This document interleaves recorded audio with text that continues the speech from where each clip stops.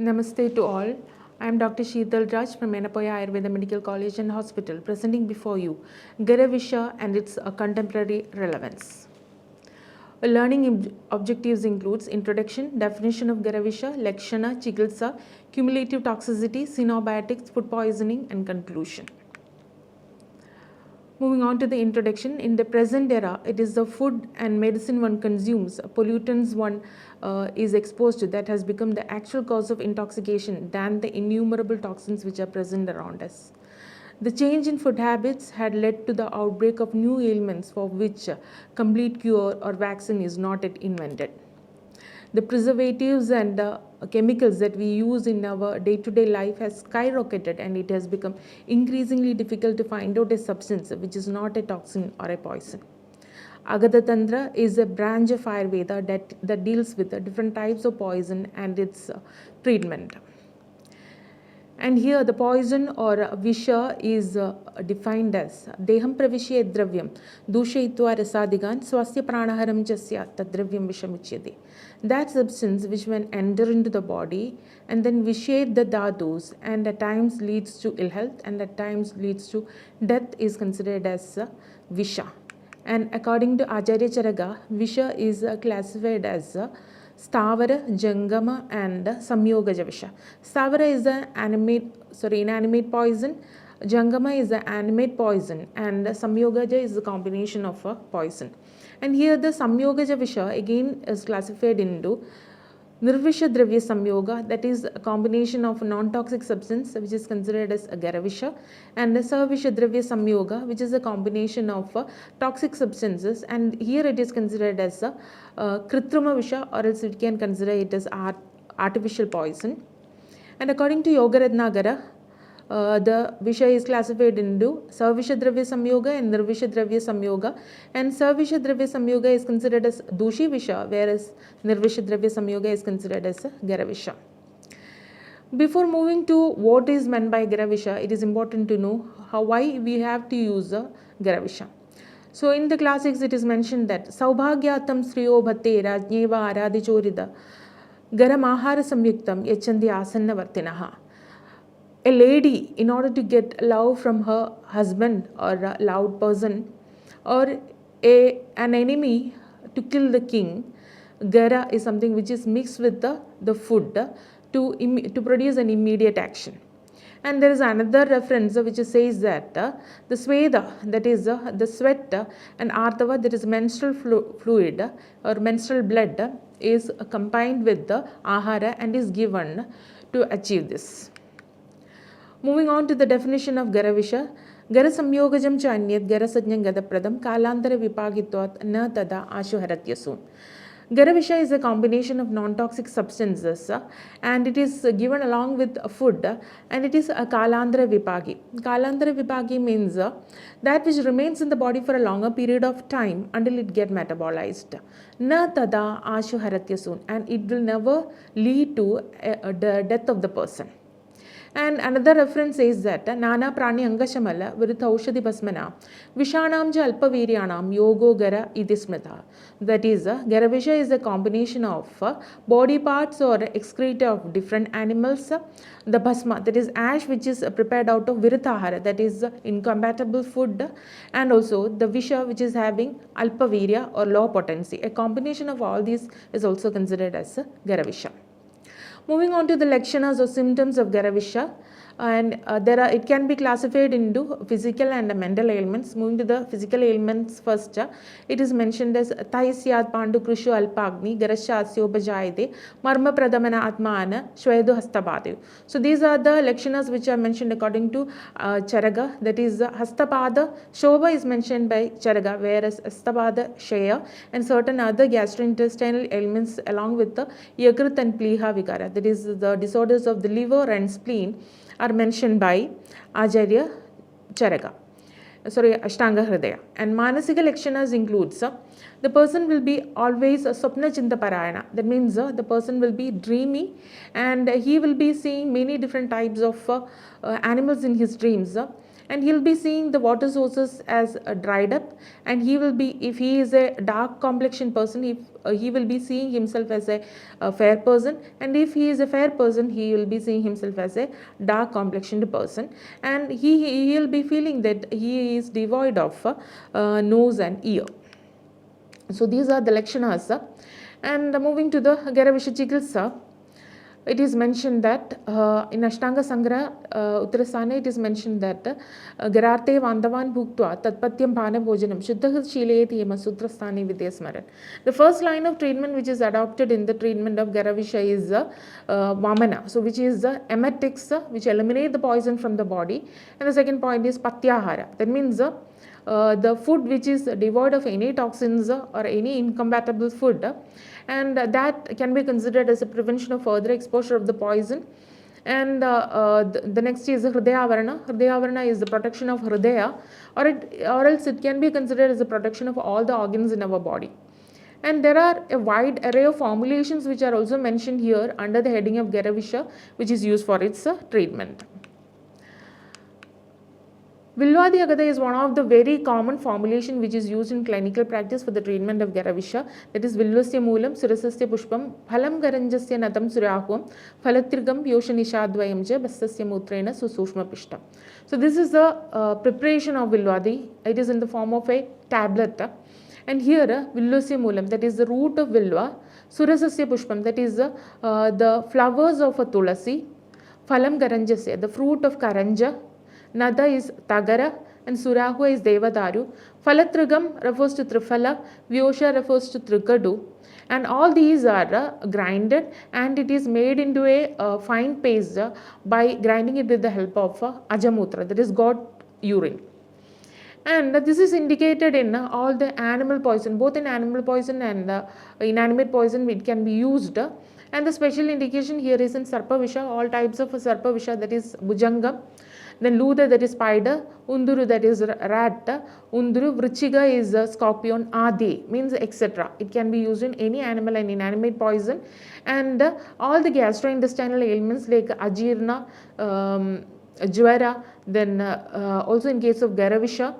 And here in Buddha Bada, where there is an involvement of Buddha, and also in a Swastha person, that is a person who is very healthy, we can go for the administration of Vilvadi Gulika. And the different mode of administration includes Anjana, Pana and Nasya. So it can be used in the form of a collyrium, it can be used in the form of oral administration and nasal medication. And here the patya in Gara Visha is sarpi and shira, that is ghee and milk are the patya, or the things which can be used regularly in case of a person who is suffering from Gara Visha. And the other formulations which are used in the treatment of Gara Visha includes Paravadamisharasa, Murvadi Churna, Harinvadi Leha, Manjishtadi Yoga, Tapyasuvarnadi Leha, etc. Along with the Gridas, a wide array of Gridas like Vrishadi Siddha Grida, Kalyana Grida, Nagadandhyadi Grida, Amrita Grida and Ajaya Grida. So Grida is having a good importance in the treatment of Visha. And let us see what is the importance of Grida in the treatment of Visha Chikitsa. So here the gunas of Visha are opposite to that of Ojas. And the seat of Para Ojas is Hridaya. So whenever a person is affected with the Visha, the Ojas is affected, and in turn Hridaya is also affected. And when a person is given a Grida, administered with the Grida, so it acts as Ojovarthaga and Vishahara, and it can protect the Hridaya also. In the Samprapti, or in the manifestation of Visha, it is mentioned that Visham hi deham samprapya prag dushe de shonidam kapapita anilam shanu samadosha sahashayan. That means Visham hi deham samprapya, when Visha enters into the body, first of all, it vitiates the rekta, then it vitiates the other dhadus, then it affects the doshas, and when it reaches the organs, especially Hridaya, it can lead to the death of the person. So, Hridaya is the main organ which will be affected by Visha, which can lead to death of the person. And Hridayavarana is a line of treatment which is mentioned in Chaturvimshati Upakrama, which is for the treatment of Visha. And there, Hridayavarana is called Hridaya Rakshagram Aushadam. Any medicine which is used to protect the Hridaya is considered as Hridayavarana. And here in Hridayavarana, it is mentioned that Hridayavaranam Nityam Kuryacha Mitra Madhyagaha Pibegridam Ajayakyam Amritakyam Ja Buddhiman. So the previously mentioned Ajayakrida and Amritakrida are actually mentioned in the treatment of Hridayavarana. So this is importance. And Nagridam Sramsanam Shastam Pralebo Bhojyam Aushadam Sarveshu Sarvavasteshu Visheshu Nagridopam. There is nothing which is equivalent to Grida that can nullify the effect of poison, because this can be used in different conditions of poisoning, and also it can be used in different modes of administration, and especially in case of Visha with an aggravated Vada dosha. Moving on to Deva Vyapasya Chikitsa, sacred thread can be used in the treatment of Gara Visha, and Kalyanaga Krida, which is made sacred by chanting mantras, and also visit certain temples, are mentioned in the treatment of Gara Visha. So this is the Tiruvira Mahadeva temple in Cherthala in Alappuzha district in Kerala, so where Gara Visha is treated. So here in this temple, a Pujita Dravya, that is a formulation which is made sacred, is given to the patient to initiate the vomiting. So induce the vomiting, and this will induce the vomiting, and thus the person will be relieved from all the symptoms of Visha, and he can eliminate the Visha through this particular formulation which is given in this temple. So this is very famous, especially for treating the cases of Gara Visha. Moving on to the contemporary relevance, cumulative toxicity. Any drug will accumulate in the body when the rate of absorption is more than the rate of elimination, or else we can say it as when a drug is excreted slowly, its repeated administration can lead to a sufficiently high concentration in the body and to produce a toxicity. So here the preservatives, coloring agents, heavy metal poison, etc. can act as a cumulative toxin which can lead to severe toxicity. So xenobiotics is defined as chemicals to which an organism is exposed to, which are extrinsic to the normal metabolism of that organism. And there are a lot of similarities between xenobiotics and Gara Visha. Chemicals which are not expected to be present in our body is considered as xenobiotics.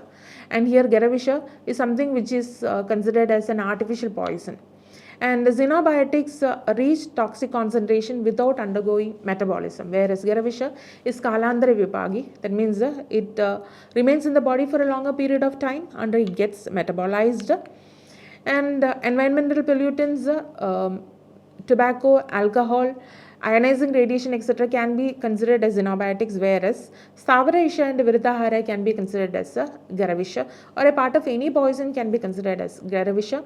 And a lot of diseases like age-related diseases and other metabolic diseases can be manifested with the xenobiotics, whereas a wide array of diseases like Egat, Priharoga, gastrointestinal ailments, Jwara, Pandu, etc. are mentioned under the heading of Gara Visha.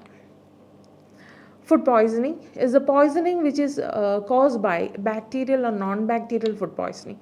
Here the bacterial food poisoning can be classified into infection type, toxin type and botulinum type, whereas the non-bacterial type can be classified into irrational consumption of food, contain toxic principles and metallic contamination. Here all the types of bacterial or non-bacterial food can be considered as Annavisha, which is mentioned in Ayurveda, and irrational consumption of food can be considered as Viritahara, so which can be considered as consumption of untimely consumption of food, which is either not cooked properly or which is overcooked. And contain the toxic principle. An example for this is use of a castor oil for the purpose of purgation. So if it is not properly purified, it can lead to toxicity. It can act as an irritant in our body. And metallic contamination of food. So here is a very suitable example for this is water pollution with the heavy metals like mercury, arsenic and so on. Moving on to the conclusion, the line of treatment which is adopted in the treatment of Gara Visha can be adopted in the cases like the diseases which are manifested due to xenobiotics, cumulative toxicity, and also in case of food poisoning. The different types of line of treatment mentioned in Gara Visha, like Vamana, that is the elimination, and elimination of toxins. Then Patyahara, which is considered as the prevention of further exposure of the poison, and also the Hridayavarna, or the protection of Hridaya, can be considered in case of diseases which are manifested in all these cases. And the different types of formulations which are mentioned here can act as Ojovartaga, Vishahara, and Rasayana, which can be considered as the medicines or the drugs which can increase the antioxidants, reduce the free radicals, and also something which can increase the immunomodulation in the body. So further research should concentrate in the in vitro and in vivo studies in this frame of reference. This is all I have to share with you. Thank you.